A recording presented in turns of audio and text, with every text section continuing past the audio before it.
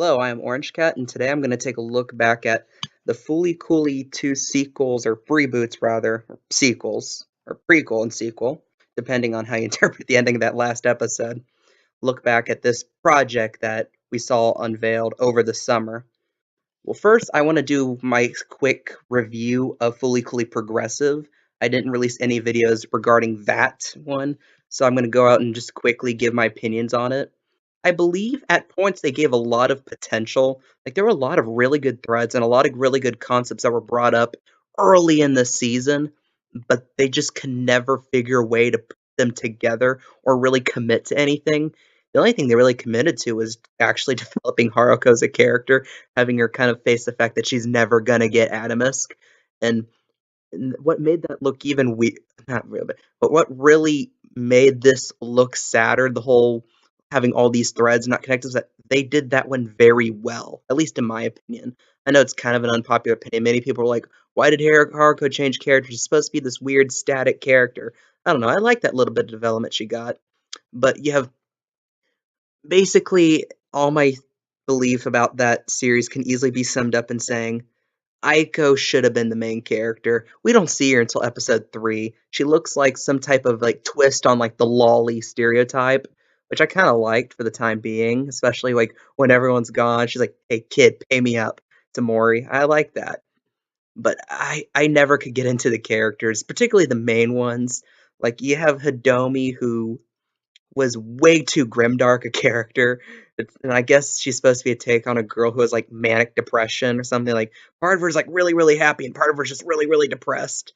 But thing is, with a character like Naoda, he didn't have any chronic mental health issues. He was just a boy who was down because everything was going against him in life. Like his brother had moved to America, he had no mother figure in his life, and he was stuck with his borderline perverted dad and his even more perverted grandfather. And of course, and also his brother's girlfriend is kind of trying to have sex with him. Like nothing was going his way, and at the same time, everything was boring, which is why Haruko was very important to him because she changed everything up for the time being. I can go into a whole analysis about the original, but like I said, he didn't have any like mental health issues. Neither did Kana, and both of those characters, Naoto and Kana, really felt like they came off the page at points, and really felt like you can easily connect. Hidomi, you really couldn't.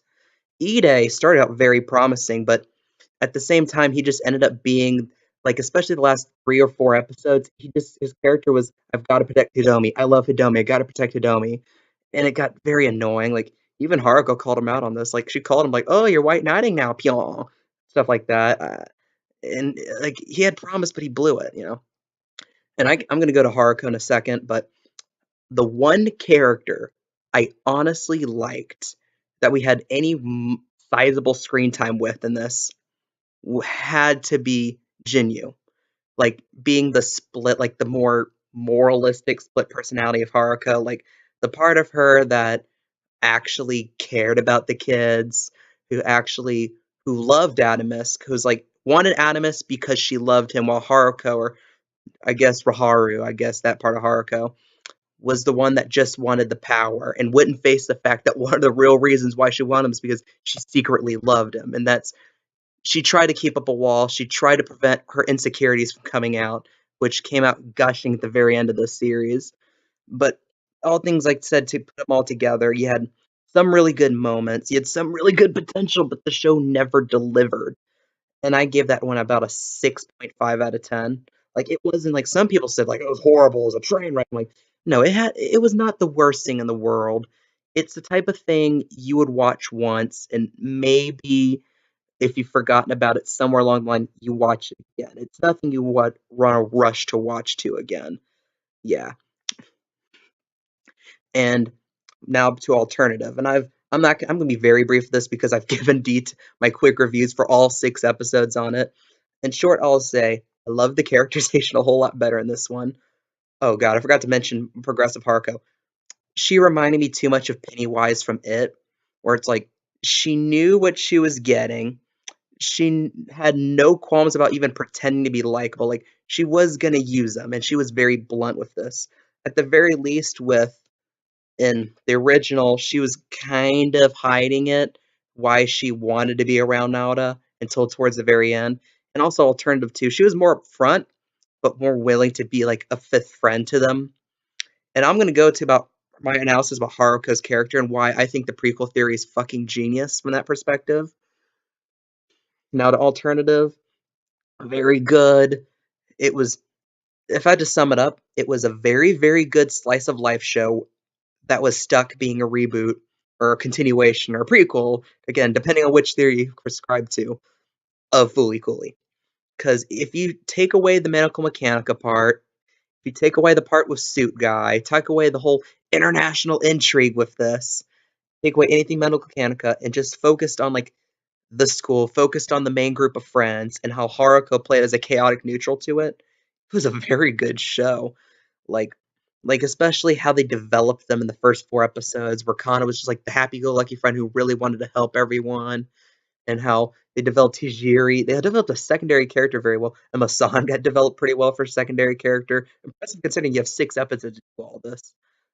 I don't really like how they did pets. They kind of threw a lot at the screen, especially in the 5th episode, which, if you go back to that review, I definitely did not like, which is a very unpopular opinion. A lot of people really love that episode. And when I first did my review for the finale of it, the last episode, I was not a big fan really of the ending. I thought it was really rushed, poorly done. And I will still hold on to that it was in general rushed, but I think I've come around to it overall. Especially if, like I said, you look at how Haruko's character progressed, if you treat it as a prequel. So if we treat this as a prequel, squeakquel, whatever, then you have Haruko, who's basically this policewoman, basically very eccentric woman, but that's a constant, but has a heart in a way. Like, yeah, I feel sorry for this girl. I kind of want to help her, but I want to use her at the same time. And she was very stable. Like at the end of the day, she was not as much of a monster as she would be, and especially by the end by Progressive. In the OG Fooly Cooley, you have Haruko getting a little more out of her head, a little crazier, but she still like kind of cared about Naoda from like a third person perspective. Like she was using him in the way she would use Kana, and she tried to use Hidomi and Ide. But at the same time, you get the picture, especially how she left Nada with her base at the end. That was her signal, like, I kind of care about you. It's like, but at the same time, especially by the last episode, how she fucking lost it with the whole Adamus choosing Nauta over her. Like, that was my power! And that stuff too, that whole fight at the end. And how she even went out and said, do you know what? I don't even care anymore. When Amuro was like, Medical Mechanica is going to iron us out all. Thanks a lot. You screwed us over. She's like, I just want Adamus. Who cares? You have to think a little more ironed out or flatter. I forgot the exact phrase she used, which showed that she was more going away from her job being a policewoman and just basically becoming this fangirl obsessed with Adamus, which really came to a head in Progressive, where really at this point she really didn't even focus on Medical Mechanica. The only thing she thought about Medical Mechanica is, this is where Adamus is. I need to get in. I need to get Adamus, and I don't care about anything else Medical Mechanica is going to do. In contrast to Jinyu, who was like, they're going to try to kill everyone. Probably shouldn't do that. And let's be honest, you're not getting Adamus. You know, that type of role. And but at the same time, another thing I still kind of dislike the alternative is where Naoda kind of learned some stuff by the end, kind of at least showed a step or two in the direction of maturation, and where Hidomi learned, hey, I need to be a little more out of my head at times, and basically be like, hey, if I'm not as depressed, then stuff starts to turn well for me, where she seems like, hey, my mom kind of wants to still do this cafe thing, and hey, this boy really likes me, and they end up being a couple at the end, where you have that development with Hidomi. Nada, you have Kana basically being like, I don't want things to change, I don't want things to change, and at the end, in many aspects, nothing changes from her perspective. I just still don't really like that.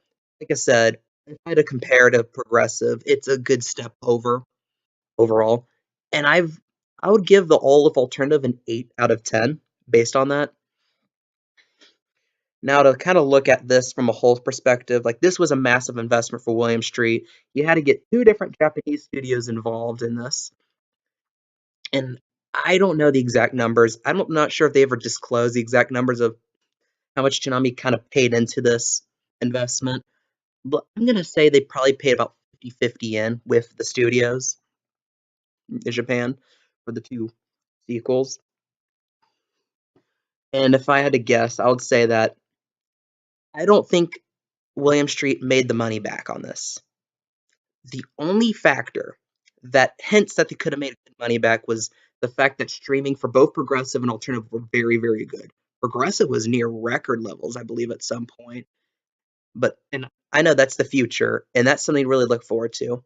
But at the same time, ratings for both were really lackluster, especially Alternative did horrible at times on ratings. It actually got built on its last 2 weeks. Admittedly, it's against Attack on Titan, which is a kind of a big name in anime right now. So, I mean, it's not entirely Alternative's fault. But at the same time, it's not making as much money there as I think they thought they were going to get. And another big barrier was the fact that both sequels did horribly in Japan. Especially Alternative was negatively received in Japan from what I've heard. And I don't think the Japanese studios didn't make the money back on their end. And I bet William Street, most of their investment, most of their like profit streams they had were gonna be in the domestically, which is good because that means they're probably getting the lion's share of the streaming. But at the same time, one, I don't think they could have made enough money on streaming for as big an investment it was, especially the amount of money you have to pay in to convince studios to make a sequel for an anime that was passingly liked back in 2000 Japan. Like, it was never really much of a cult hit in Japan. It, it got massive in the US after it first aired Adult Swim in 2003. But in Japan, I was just like, oh, that's an alright anime. And then it just kind of moved on the next season. So you had to convince them, which meant fancy talk for pay a lot of money to the studios in order to pick this up, in order to convince them to do this for you. And at the end of the day, I doubt they got much of a payback on their investment themselves. So I don't think even if Adult Swim looked at it and like, you might have lost a little money, but streaming was amazing. Now, if we focus more on the streaming aspect of things, then hey, 2-3 years, we can make a lot of money off of a Fooly Cooly 4 or 5. But the one factor, the reason why I believe this will not happen is because I don't think there's a sane Japanese studio that'll pick this up now. Like I said, the Japanese studios that picked this up probably lost a good chunk of money. And I'll go, okay, right off the bat, I'm going to go ahead and say all this speculation. I don't have solid numbers, but based on logic and based on what I've heard, I'm kind of reading through the tea leaves here or reading between the lines. So I might be off, I might be spot on. So give a little leeway there. I don't think these studios, any sane studio, would want to pick this up knowing that it did not do well with the other Japanese studios. And it'll be a very tough task for William Street Adult Swim to convince anyone else to pick this up, and maybe even to convince anyone to pick up any other anime that was popular in Adult Swim. Like, people are talking about Big O. I don't think that reboot's gonna happen. Something like that. Some people will be like, maybe we want a Thundercats, another Thundercats, especially how much of a cult hit the 2011 Cartoon Network show was. Some people have been talking about that. I definitely don't think that's gonna happen. Big O's likely not going to ever happen because of this situation. But yeah, in short, were these the best things in the world? The sequels? No. Were they the worst? Were they these abominations? No. Like, if I have to rank them among reboots, out of this, yeah. But yeah. So, what do you think about it? Leave comments below. I want to hear your opinions on it. If you like more content, please subscribe. I am Orange Cat, and that is all.